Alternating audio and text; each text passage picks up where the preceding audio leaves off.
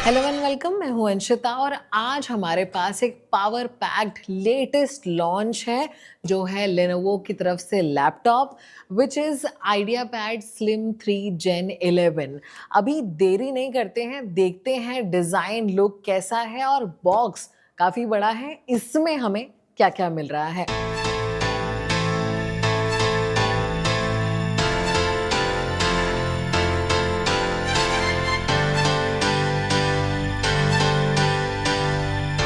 सबसे पहले बॉक्स में हमारा लैपटॉप आ जाएगा जिसका कलर वगैरह बहुत बढ़िया है, एकदम अच्छा फील है।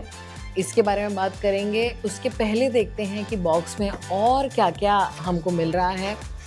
कुछ लिटरेचर गाइड्स हैं और चार्जर आपको इसमें देखने को मिल जाएगा विच इज़ ये राउंड टिप वाला चार्जर इसमें आपको मिल रहा है।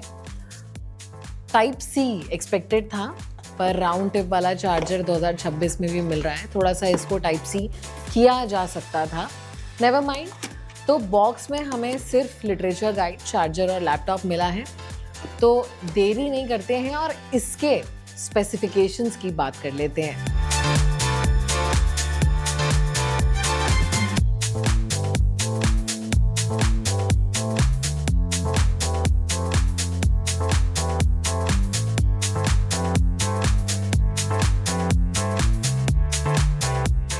तो अभी बात करते हैं हमारे लैपटॉप की और उसके स्पेसिफिकेशंस की। सबसे पहले तो काफ़ी क्लीन लुक और डिज़ाइन है, बहुत प्रीमियम और प्रोफेशनल जो है ये लैपटॉप लग रहा है। बहुत ज़्यादा भारी भी नहीं है, लगभग 1.5 किलो का इसका वज़न होगा, 1.6 टू बी प्रिसाइज्ड। कलर भी बहुत प्यारा है, बहुत प्रोफेशनल है और ऐसा ही अच्छा भी लगता है लैपटॉप में। बाकी आपको लेनोवो की ब्रांडिंग बीच में देखने को मिल जाएगी। पीछे आपको पूरा वेंटिलेशन ग्रिल देखने को मिल जाएगा।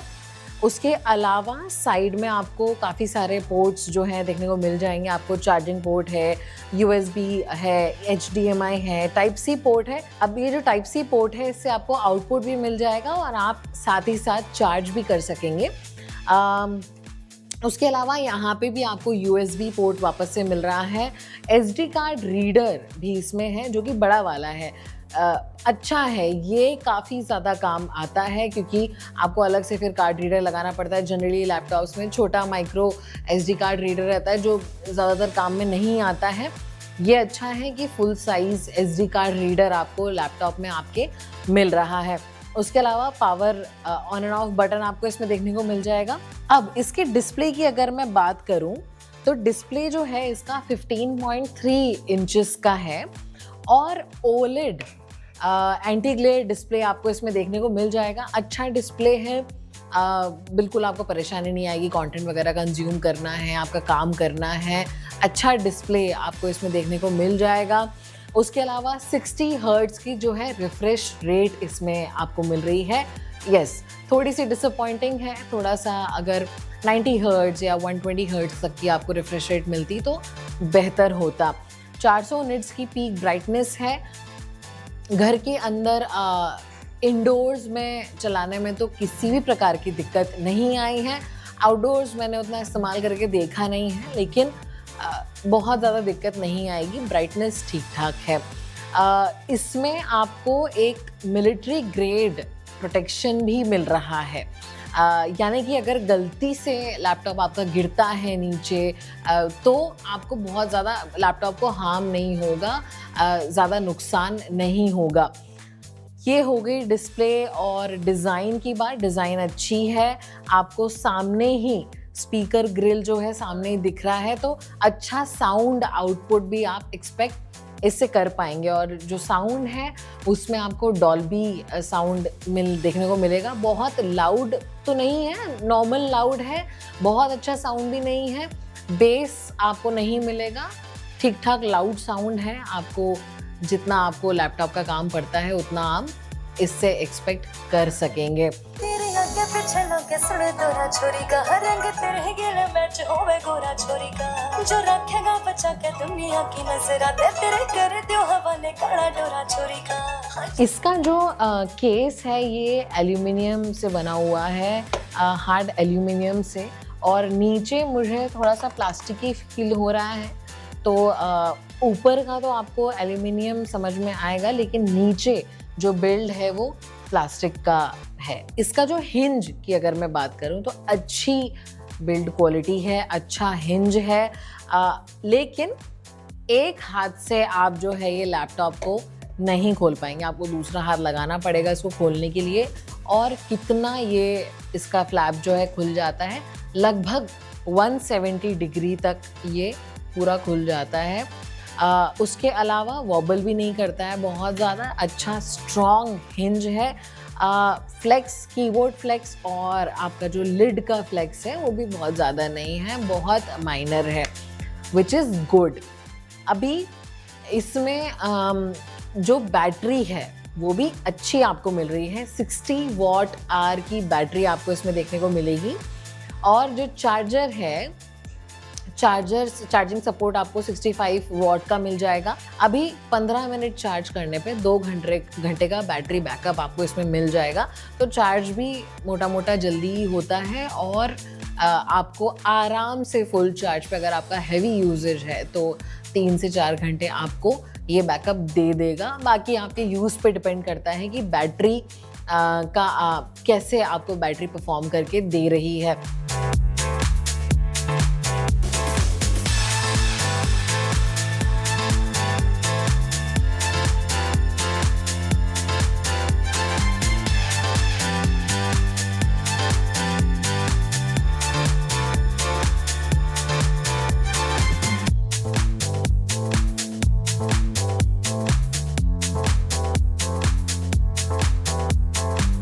इसमें जो प्रोसेसर है उसकी मैं बात करूं तो इंटेल कोर अल्ट्रा 5 प्रोसेसर के साथ में आता है, विंडोज़ 11 है और अच्छा प्रोसेसर है। जिन यूज़र्स को ये टारगेट कर रहा है लेनोवो, स्टूडेंट्स हो गए या मल्टीटास्कर्स हो गए, उनके लिए ये प्रोसेसर अच्छा है।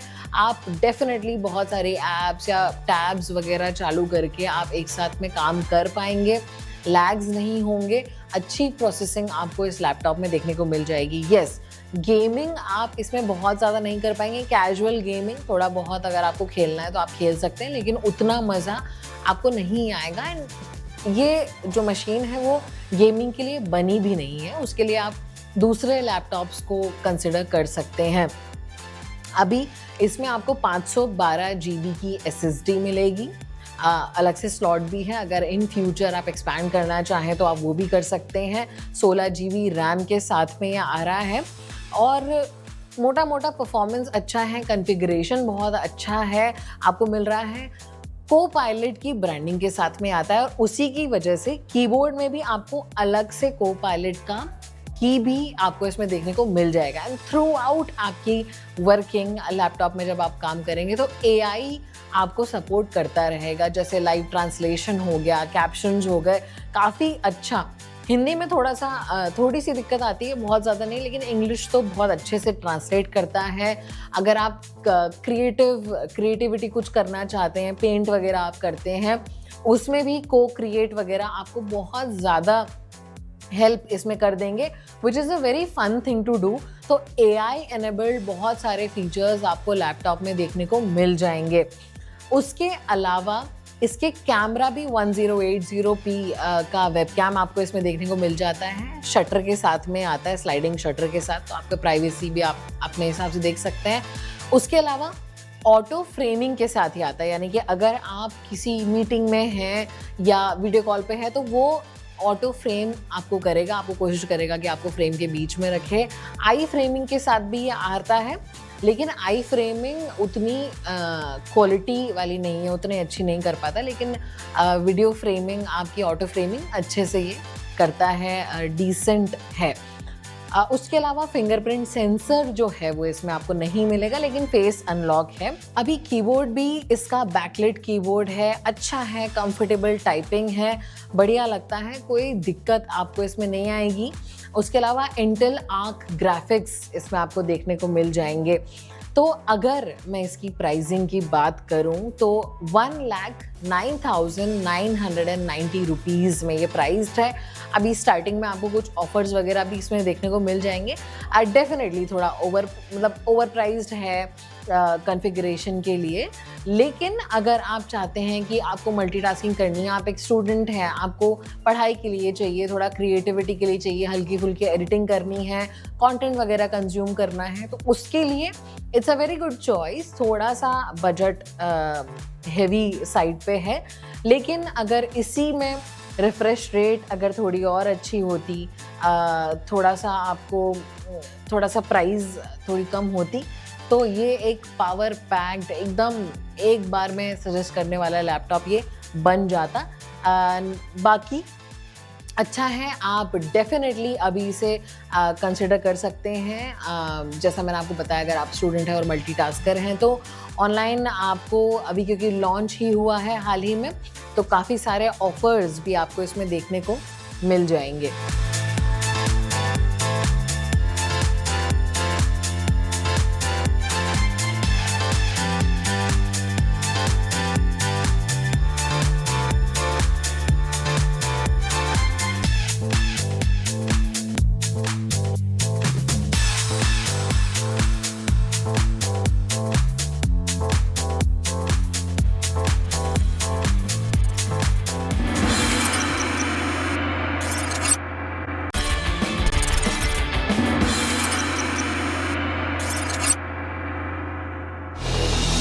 Hello friends, welcome to Tech Guru show. मैं हूं आपके साथ दीपाली नंदा और आज टेक गुरु के शो में मैं आपके लिए जो स्मार्टफोन लेकर आई हूं वो आपके कैंडी बार स्मार्टफोन से बिल्कुल अलग है। जी हां, अगर आप भी अपने कैंडी बार स्मार्टफोन से बोर हो चुके हैं और चाहते हैं कुछ इंटरेस्टिंग अपने स्मार्टफोन में, तो मेरे पास है आपके लिए फोल्डेबल सेगमेंट में न्यू एंट्री, जो की है मोटोरोला रेजर फोल्ड। जी हाँ, सैमसंग और वीवो के बाद अब मोटोरोला ने भी सेगमेंट में एंट्री कर ली है मोटोरोला रेजर फोल्ड के साथ। तो आज टेक गुरु के शो में इसी का ही हम रिव्यू करेंगे और जानेंगे क्या कुछ खास है इस book style Motorola Razr fold में।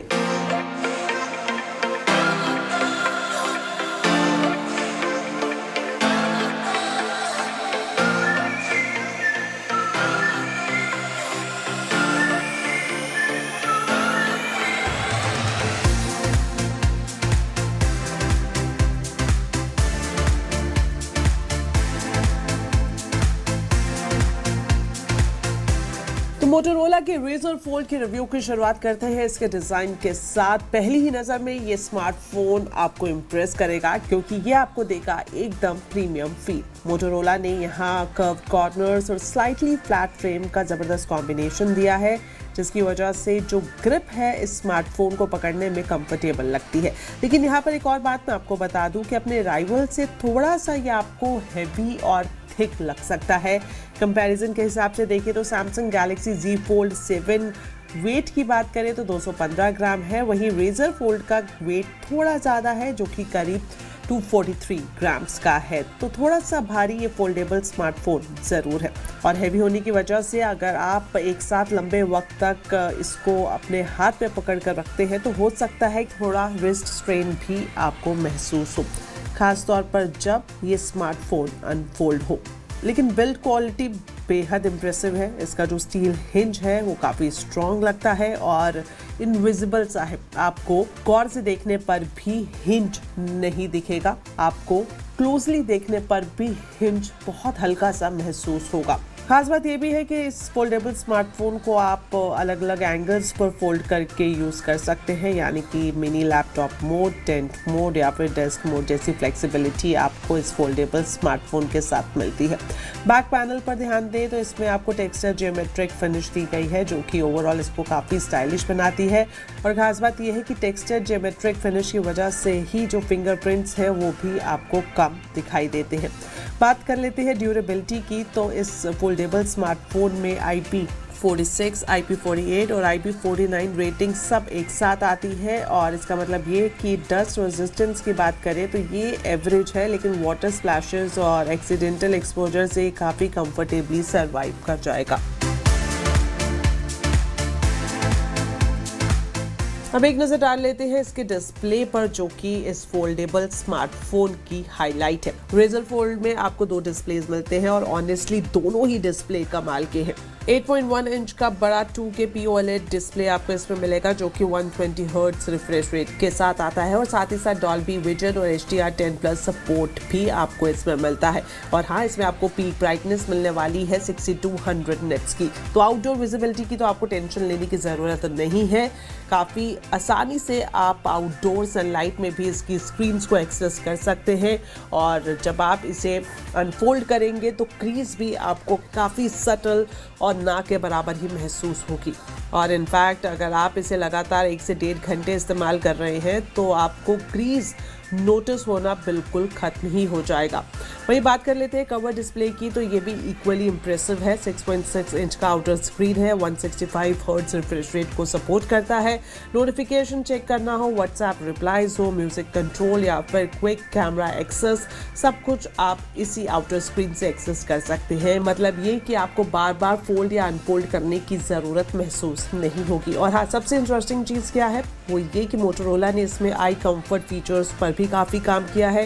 डेडिकेटेड फ्लिकर प्रिवेंशन मोड आपको इसमें मिलता है, नाइट लाइट शेड्यूलिंग और नेचुरल कलर मोड जैसे ऑप्शंस इसे शायद सबसे ज़्यादा आई फ्रेंडली फोल्डेबल स्मार्टफोन बनाते हैं। और ख़ास तौर पर ये उनके लिए बढ़िया है जो लोग लंबे वक्त तक स्क्रीन पर रहते हैं, स्क्रीन देखते हैं, उनके लिए जेन्युइनली ये काफ़ी यूजफुल फीचर हो सकता है।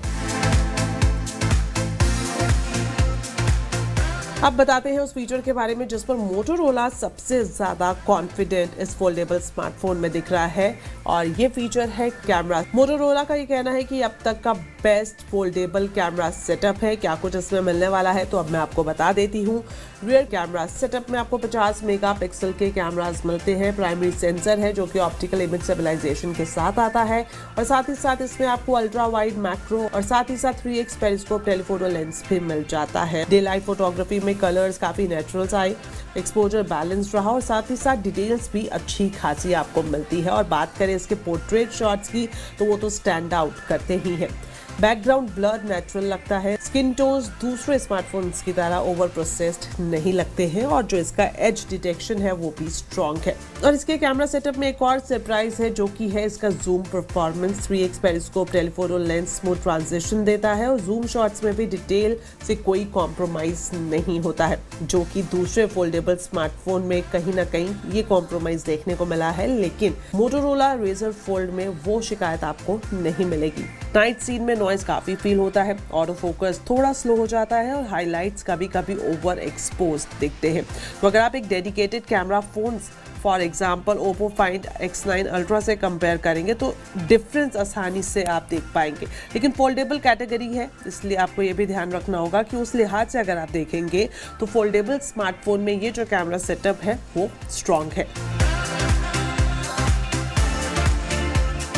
अब आ जाते हैं इसके परफॉर्मेंस पर। मोटोरोला ने स्नैपड्रैगन 8 Gen 5 चिपसेट इसमें दिया है, और ध्यान देने वाली बात ये भी है कि स्नैपड्रैगन 8 Elite Gen 5 नहीं है जो फ्लैगशिप अल्ट्रा फोन में देखने को मिलता है। जो बेंचमार्क लवर्स हैं उन्हें शायद थोड़ी सी डिसअपॉइंटमेंट इसमें हो सकती है। वहीं अगर रियल वर्ल्ड परफॉर्मेंस की बात करें तो उसमें कोई दिक्कत नहीं है, सब कुछ काफ़ी स्मूथ चलता है। जो एप्लीकेशंस हैं वो इंस्टेंट ओपन होते हैं, मल्टीटास्किंग सीमलेस है, और 16 GB रैम की वजह से जो बैकग्राउंड ऐप मैनेजमेंट है वो भी बढ़िया है। इंटरेस्टिंगली थर्मल कंट्रोल भी ज़बरदस्त है। हेवी गेमिंग या फिर स्ट्रेस टेस्टिंग में ये कॉम्पिटिटर्स से कम थ्रॉटल करता है। मतलब ये कि इसमें जो परफॉर्मेंस है वो लंबे वक्त तक स्टेबल रहती है। गेमिंग के दौरान हल्का फुल्का आपको लग सकता है कि आपका ये फ़ोन गर्म हो रहा है, लेकिन आपको अनकंफर्टेबल फील नहीं होगा। तो वी कैन सी कि अगर आपका फोकस है प्रोडक्टिविटी, मल्टीटास्किंग, कंटेंट कंजम्पशन और एवरीडे परफॉर्मेंस, तो ये चिपसेट उसके लिए बिल्कुल सफिशिएंट फील होता है। सॉफ्टवेयर साइड पर देखें तो एंड्रॉयड 16 बेस हेलो UI पर ये चलता है। UI काफ़ी क्लीन है, स्टॉक एंड्रॉयड जैसा फील ही देता है। फ्लोटवेयर कम है, एनिमेशन स्मूथ है और मल्टीटास्किंग फीचर्स काफ़ी प्रैक्टिकल है। स्प्लिट स्क्रीन की बात करें तो उसमें आप 2 से 3 एप्लीकेशन चला सकते हैं, वहीं 4 से 5 फ्लोटिंग विंडोज़ तक आप एक साथ इस्तेमाल कर सकते हैं। और 7 साल के लिए आपको एंड्रॉयड अपडेट्स और सिक्योरिटी अपडेट्स भी इसके साथ मिल रहे हैं। और अब लास्ट में बात कर लेते हैं इसकी बैटरी की, जो कि इसकी एक बड़ी ताकत कहा जा सकता है। फोल्डेबल स्मार्टफोन होने के बावजूद भी इसमें आपको 6000 mAh की बैटरी मिलती है, जो कि सिलिकॉन कार्बन बैटरी है। मस्ट से कि फोल्डेबल कैटेगरी में ये बड़ी बात है, क्योंकि अक्सर हम देखते हैं कि जब फोल्डेबल बैटरी बैकअप की बात आती है तो फ़ोन्स इसमें स्ट्रगल करते हुए दिखाई देते हैं, लेकिन यहाँ पर आप आसानी से 1 से 1.5 दिन निकाल सकते हैं। हैवी यूसेज, बड़ी स्क्रीन यूज़, मल्टीटास्किंग, इसके बावजूद भी बैटरी आपको ज़रूरी कॉन्फिडेंस देगी, जिससे कि जो एंग्जाइटी रहती है बैटरी को लेकर वो शायद आप फील ना करें। और वहीं चार्जिंग की बात करें तो इसमें आपको 80 वॉट का फास्ट चार्जिंग सपोर्ट मिलता है। सिर्फ 45 मिनट में 20 से 100% तक ये चार्ज हो जाता है, तो बैटरी एंग्जाइटी की यहाँ पर छुट्टी।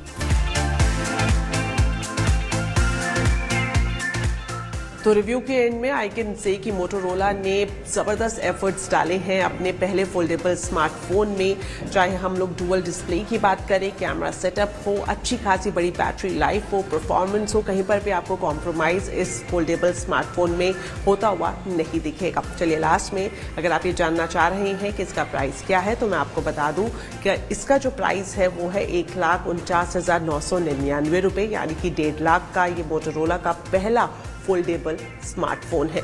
और आपको इसमें स्टोरेज की भी चिंता करने की ज़रूरत नहीं है, क्योंकि एक ही वेरिएंट इसमें निकाला गया है जिसमें आपको 16 GB रैम मिल रही है प्लस 512 GB की स्टोरेज मिल जाएगी। तो ओवरऑल आप ये कहा जा सकता है कि वो लोग जो चाहते हैं कि वो एक फ्यूचरिस्टिक स्मार्टफोन खरीदें जो कि एक स्टाइल स्टेटमेंट भी हो और उससे भी ज़्यादा कि आपका डेली का टेक कैंपेनियन बन जाए, तो ये फोल्डेबल स्मार्टफोन ज़रूर आप कंसीडर कर सकते हैं।